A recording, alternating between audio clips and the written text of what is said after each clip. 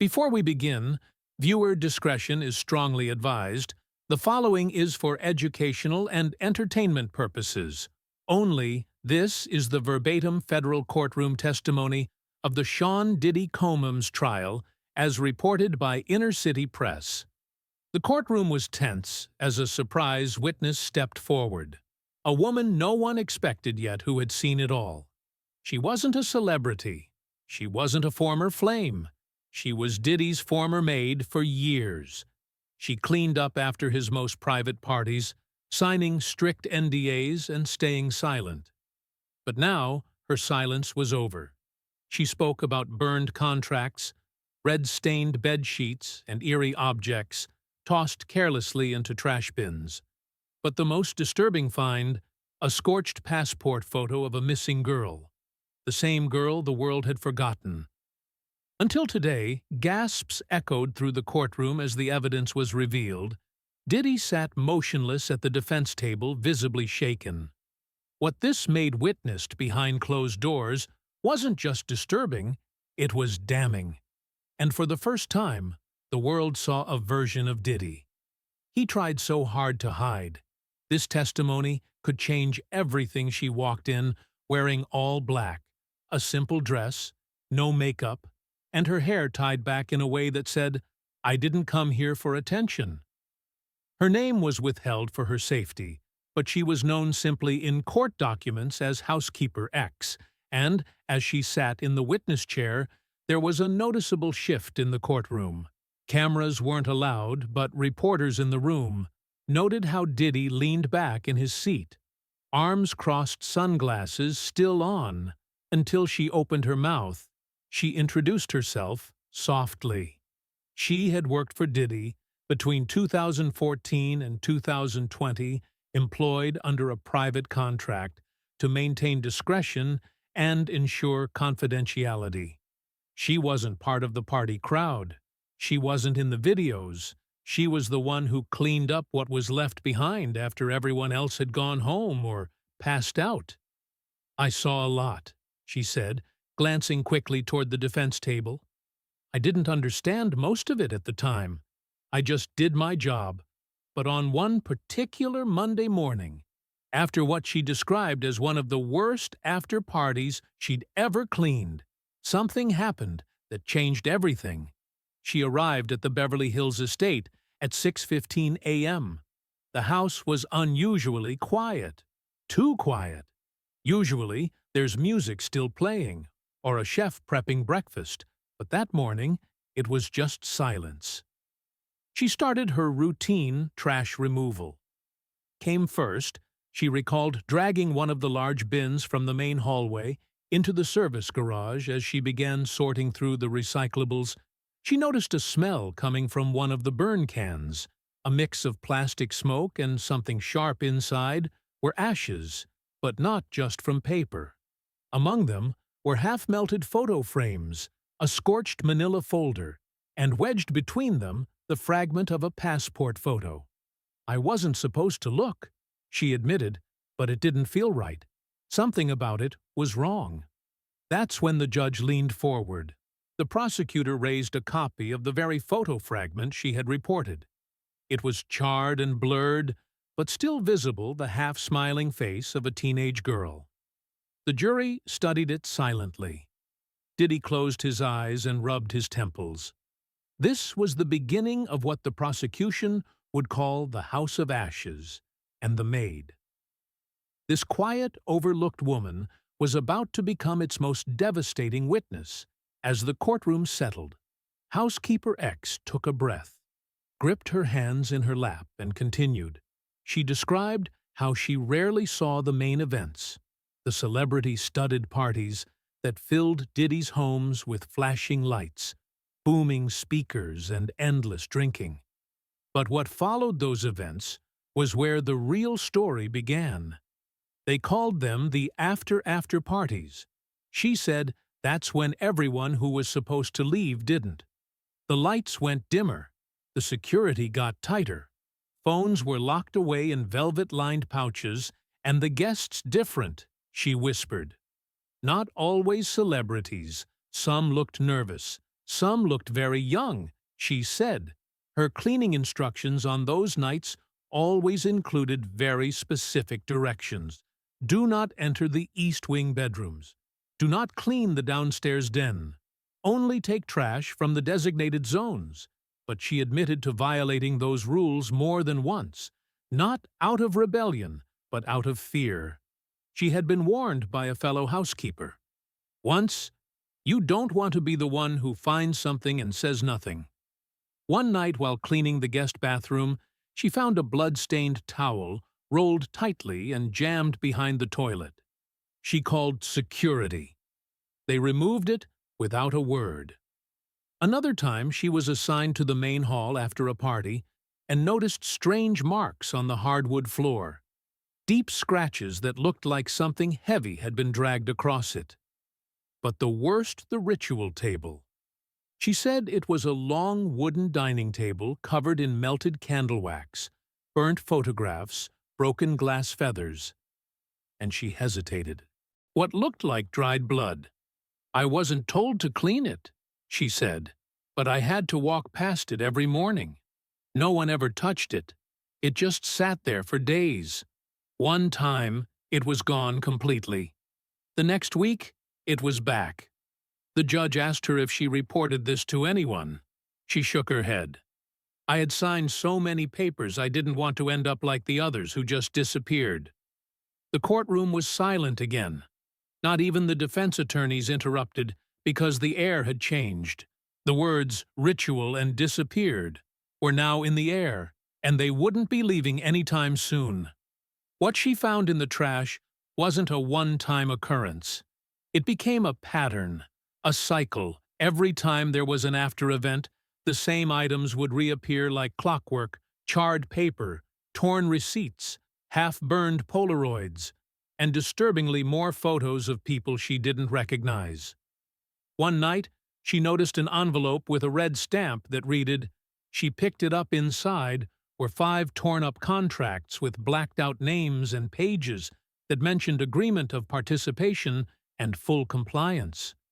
Each was stained, folded, and smelled like alcohol and smoke. At the very bottom was a $100 bill torn straight down the center. She testified that she brought these fragments home, scared but unable to ignore what she saw. For weeks, she kept them in a small lockbox under her bed. It wasn't until a month later, while at a grocery store, that the full horror clicked into place on the community board. Near the front entrance was a missing persons flyer.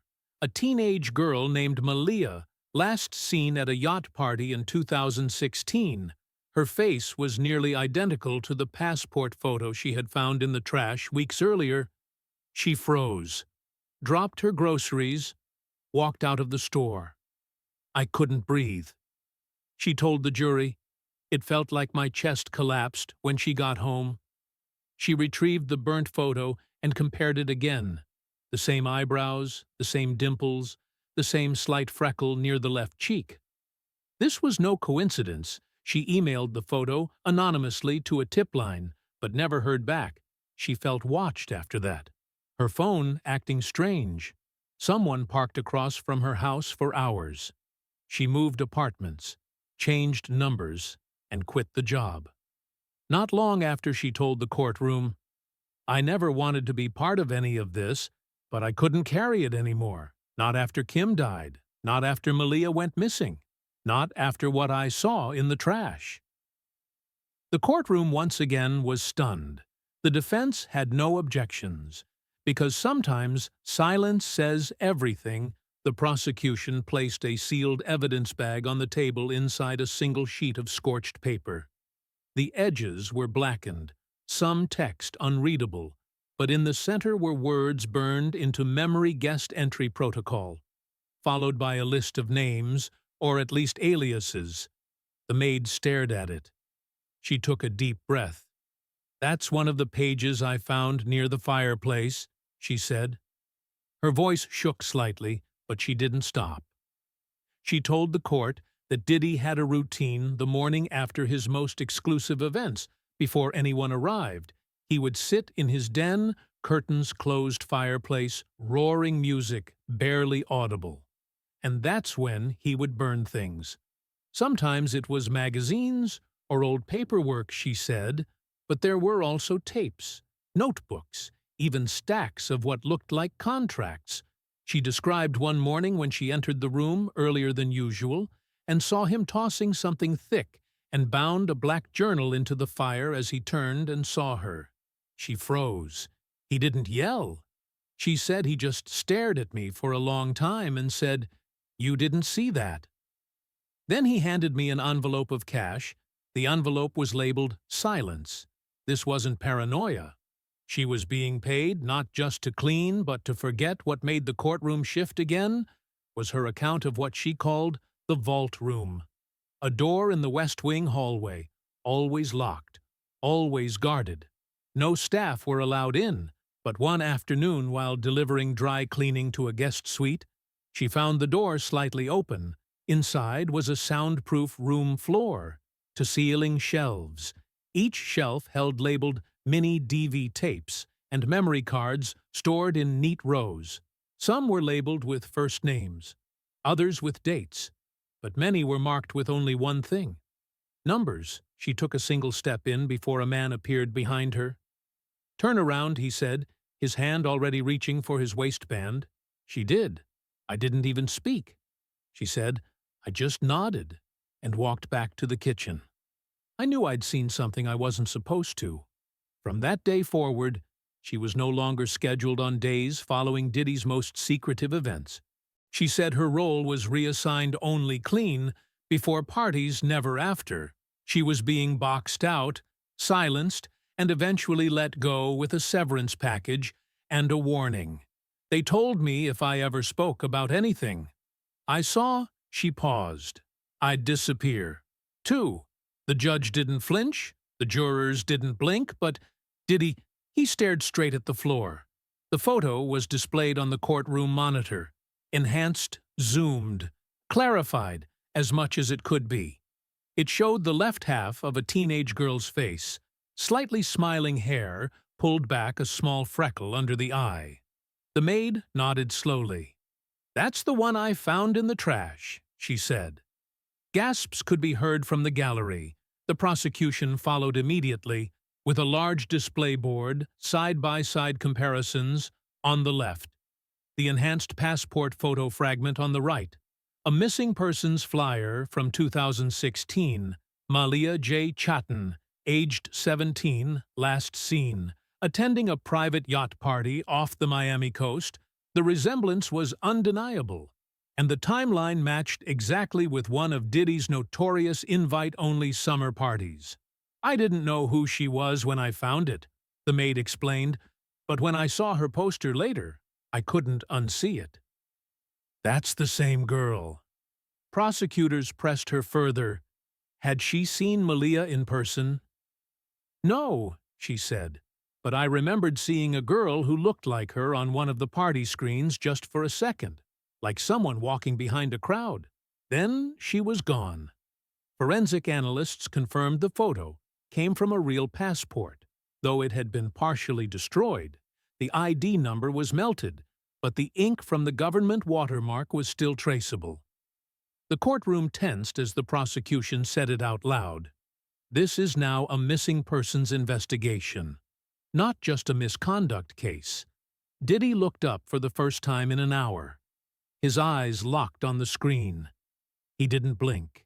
He didn't move, but one reporter noted a twitch at the corner of his mouth. The maid continued her testimony, recalling how after that particular weekend the house had been in chaos. Extra cleaners were brought in. The usual party crew was nowhere to be seen. A member of security quit the next week. She recalled a chilling conversation she overheard between two male assistants, whispering in the garage. One said, "She freaked out, should have never let her in the bedroom." The other replied, "It's handled, but we need to get rid of everything now." That was the same day she found the photo in the trash. At that point, the courtroom wasn't just quiet. It was scared. Diddy's public image has always been unshakable, cool, confident, composed. But in this courtroom on this day, that image began to fall apart. At first, he sat still. His face was unreadable. But as the maid's testimony dragged deeper with details about missing girls, burned tapes, and cash-stuffed silence envelopes, something started to shift. His right leg began to shake under the table. He clenched his jaw, and every time the prosecution mentioned the photo or the trash evidence, he looked away. One of the defense attorneys leaned over to whisper something, but Diddy waved him off. His hand trembled slightly, and then came the moment the prosecution replayed a snippet from the maid's earlier deposition. It was an audio recording in it. She described how, when she once asked another staffer why the fireplace was always burning, he replied, "That's how the truth dies around here." The words hit like a thunderclap. Diddy exhaled heavily and buried his face in his hands. One juror, visibly startled, shifted in her seat. The court sketch artist scribbled furiously. Capturing the precise moment, a billionaire mogul broke in front of a jury. Then came another blow.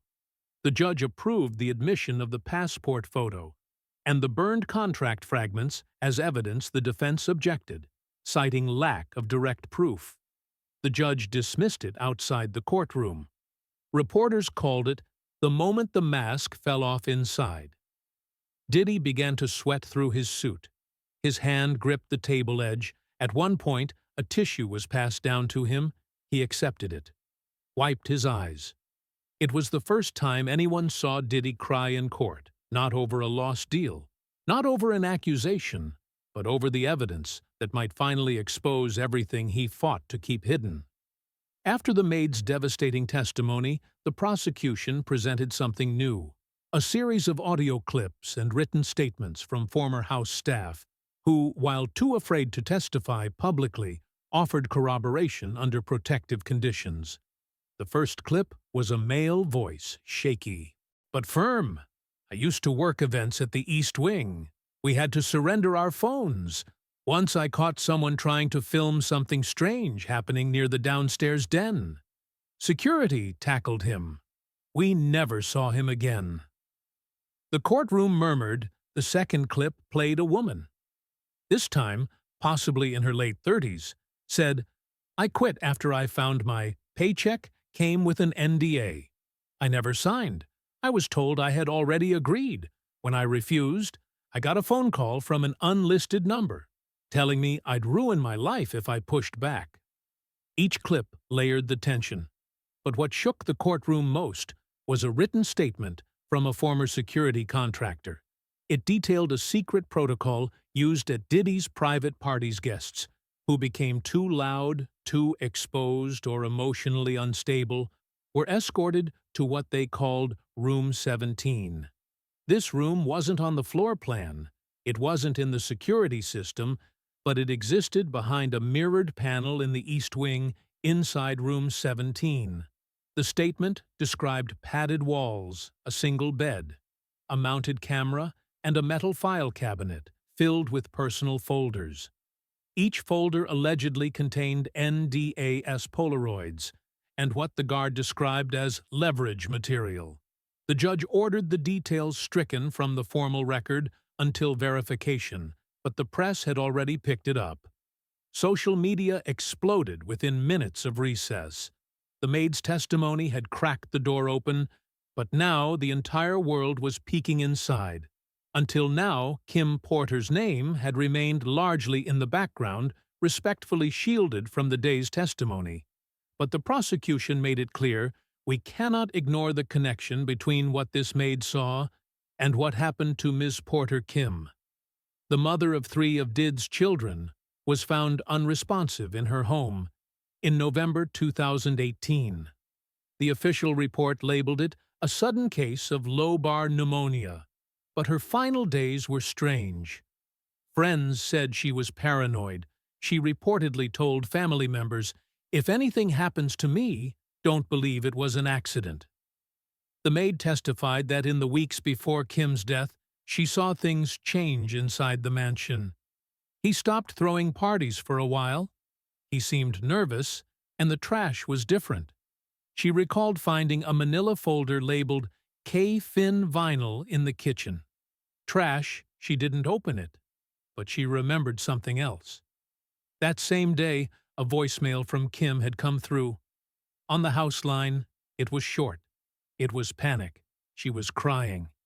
The message was deleted within minutes by another staff member, but the maid remembered one line vividly. "They know I'm going to talk. I just don't want to die for it." At that moment in court, the judge turned to the jury. "This information," he said, "will not be treated as conclusive, but the witnesses' statements are part of a broader narrative." The defense objected. The objection was noted, but the effect had already taken root. Kim Porter's death was no longer being treated as an isolated tragedy. It was now a thread in a dark, tangled web. And this maid might have just yanked on the end of it. The final part of the maid's testimony focused on the thing that started it, all the trash for years. It had been ignored, disposed of, burned, forgotten. But now, every torn envelope, every scorched paper, every discarded photograph had come back to haunt the man who thought his secrets were safe. The maid presented a final piece, a sealed plastic bag she had kept for years in a storage unit, afraid to destroy it, too scared to reveal it. Inside were burned Polaroids, partially melted memory cards, and handwritten notes with names and dates. "I didn't understand what it meant at the time," she said, "but now I know it was insurance." The prosecution requested that the contents be submitted into evidence under strict protective custody. The judge approved. Then something unexpected happened. Diddy stood up. He didn't speak. He didn't argue. He just walked toward the exit and whispered something to his lawyer. Moments later, the judge called an emergency recess. Reporters outside were stunned. The courtroom didn't reconvene for 2 hours. And when it did, Diddy's seat remained empty. Rumors swirled: mental breakdown, flight risk, collapse in the hallway. But what was clear was, this, the maid, had changed everything. What began as a quiet, overlooked testimony became the cornerstone of one of the most shocking courtroom moments in modern celebrity history. And as the gavel fell, the world realized sometimes the truth doesn't come from a celebrity. It comes from the person who cleaned up after